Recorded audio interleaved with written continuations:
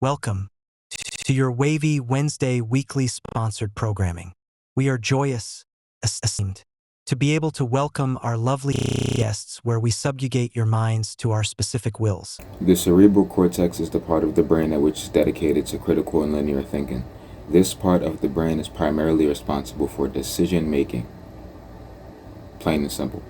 Today, I would like to explore the conversation of addiction. And I would also like to call it habit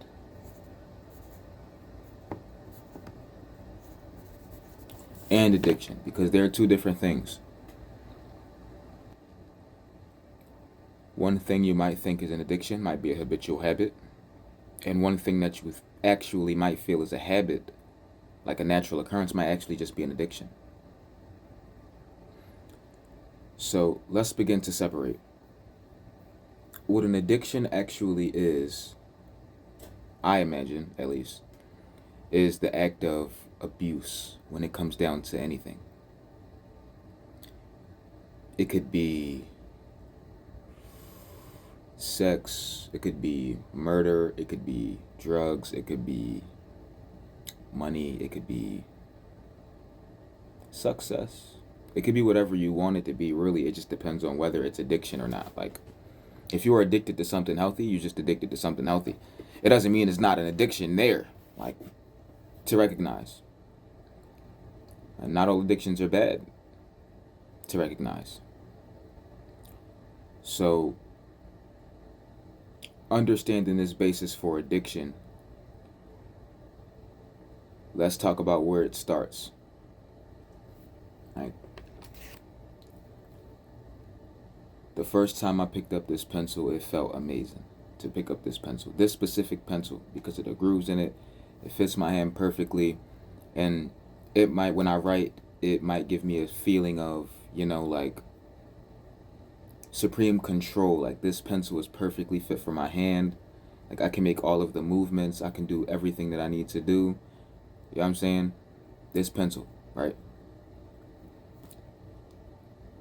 If we begin to extrapolate and talk about the connection that I have with this pencil, it came from a place of power, right? For different things in different situations, this pencil might only be something that you pick up when you're sad.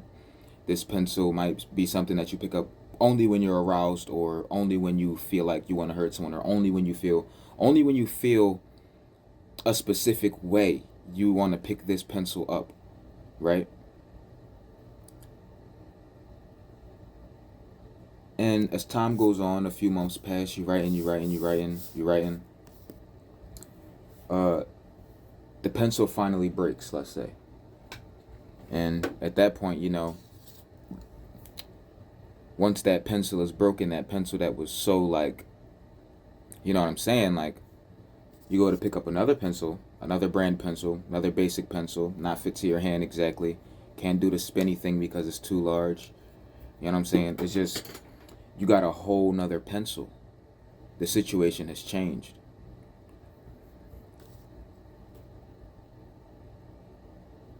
Well, then it begins to crumble. You can't write anymore. You cannot write as empowered as you did before. You no longer feel the connection between you and the pencil, because the pencil that you are now using isn't the same pencil as, like, that you adapted to, like, that you cultivated in your mind and in physicality. That is not the same pencil. That is what I think is the beginning to addiction, is the connection going into the feel of it, and the gain of satisfaction from specifically said thing or item, and eventually it becomes burnt out. Let's say you've been writing with this pencil for years and years and years and years, and you ran out of things to write. And it's not like you can just go pick up this thing and go start painting. Well, it's because you specifically only use this to write when you felt like you wanted to pick this up to write at that specific time. You can't replace this pencil with anything else. So think about what I was saying earlier with ties to emotion.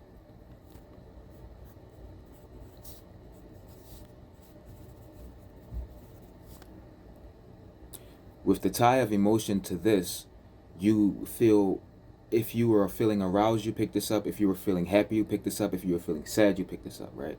If you were feeling bad, you pick this up, right? If you were feeling good, sometimes you might have picked this up. If you were feeling successful, you might pick this up. But what happens once you reach that success and you still have the crave for the pencil? What happens when you reach it, when you reach the state of satisfaction that you're looking for, and now this can be utilized in other ways? You might need to switch into this. This was used enough. This was beneficial for you at a time. This was the thing that kept you going, right? When you had it, when you were using it, when it was fresh in the stages, but now it's not dying off, but it's feeling sort of repetitive.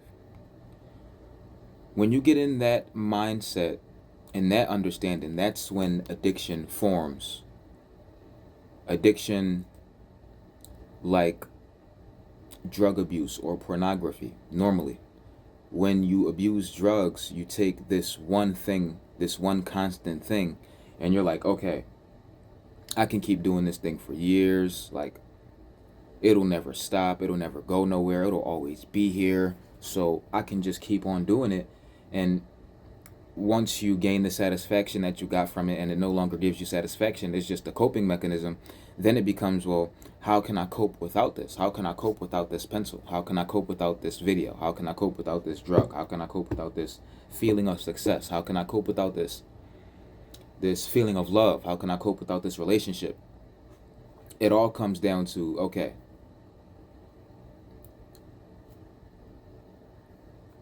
dissecting that feeling of emotional connection to what you were doing. Not talking about the physical. This pencil still is perfect for my hands. I can do the spinny thing with this pencil. You know, this pencil still is tailored to my exact liking. Like, I love this pencil. I really do. Instead of all at once trying to just burn this pencil and never see it again, tell your brain, this pencil, yes, I love this pencil. I really do. And this pencil definitely is cultivated to my exact liking.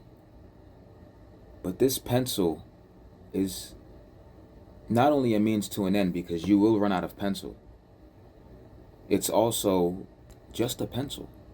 Like, the grip feels good in the hand, the spinning feels nice, and it's cultivated to my exact liking, but at the end of the day, the pencil is pencil. It's not anything else. It's not anything too extraordinary. Porn is just porn. Drugs are just drugs. You know, relationships, heartbreaks are just heartbreaks. Lust is just lust. You know, murder, honestly, you got to dig a little bit deeper for that one. I'm gonna save that for later. But when you have these base level desires of just like doing random things that are normally destructive, that normally lead to self-destruct and don't lead to the destruction of anyone else, you know, it's normally a mindset game that you have to play, an emotional mindset game you have to play. When you started doing this thing, you felt really good. You have to understand why you felt good doing it and how not to abuse it, how to recognize abuse and say, yeah, I've abused it, I'm addicted. And learn how to begin to remove the emotional attachment to that thing, because that's where it starts, is I did this because I felt this way. You tied it to emotion. Once you destroy the emotion, you really have to just step away from it, because that's where habit steps in. When you do something based off of addiction, it does become habitual. Like, regardless, it's going to become habitual. Once this thing becomes habitual, it's easier to spot, it's easier to recognize in other people and in yourself. You know, you might start talking differently. You might start speaking about this more unconsciously. You might start, you know, someone brings something up to you and you relate that to that subject unknowingly, but to that person, you'll admit something completely different. Like, I was talking to someone and they were telling me something along the lines of, this girl was telling me the name to her new business. Her new business was called like Touched by Shay. And then someone made a comment and said, you know, that's, I would change the name. It sounds a lot like an OnlyFans. And when I heard that, I was like, aha, oh, like I sat there, but then I was like, you know what? That's very interesting. The human brain is wired to repeat what it hears. So if you are so lusted that you hear that name and you think of OnlyFans or porn, you're in the bucket deep, bro. You got to get out of there. Like, you in deep. You got to get out of there. But that's where it comes down to addiction and severing that tie, stepping away from it. And habitually, you won't want to do that, and it'll feel unnatural. It'll almost feel immoral to step away from this, but you have to. That's the first step to really getting out of the addictive mindset. You have to step away. You have to learn how to do other things, because once you do other things, unconsciously other things will begin to replace that. You know, like maybe it might be bottle flipping. Like you flip a bottle, you feel empowered. You're like, yo, I can bottle flip, bro. I don't need to watch porn. I don't know. Look, that's just you. That's not me, bro. You might need to do something like what you see around me, painting, you know, spray paint, make videos, do something else, read books. So many other things to do, explore religion, do something different, like really step out of your comfort zone, because that's when you really begin to shine. And that's when addiction, the relapse to addiction, becomes way like, because you're able to then take your mind and go like, well, here's the thing. Pencil, nice. It's great. It's really great. I love the pencil. But, you know, I also can draw in green.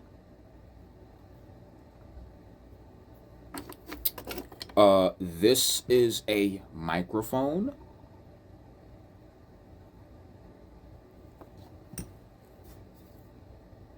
Spray paint. Cancer and reproductive harm. See, so, like, you can confuse yourself and make yourself think, nah, bro, I'm in too deep. I can't get away from it. There's nowhere I can go. Bro, that's not true. Like, it's just not true. It's so many other routes you could take beyond, like, doing that thing that it's crazy. Like, let's take watching porn, for example. My nigga, you can watch porn and become a tyrant rapist.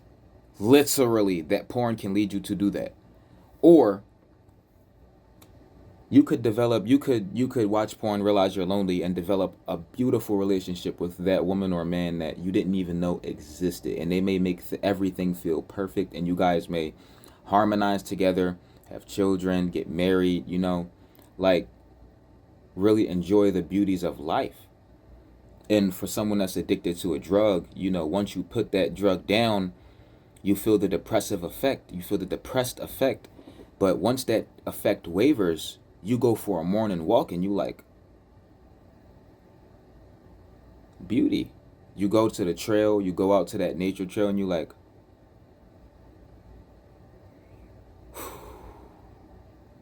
you look at that daily habit tracker and you see the days smoking hasn't been touched in 2 days, 3 days, 4 days, 5 days. You don't pour that bottle, you don't buy that bottle, you don't stop at wine and spirits, you don't go to that, you don't even worry about that. It's not even in your mind. Like, I'm telling you, it's really amazing what you can do. Like, what you can actually do once you realize your power and just getting over the addictive mindset. Bro, you become a superhero. And yeah, and like feelings of isolation will happen, feeling like you're depressed because you're trying to step away from this thing. It'll happen, bro, but that's supposed to happen, and it's also supposed to wane over. It's supposed to leave. It's not supposed to stay.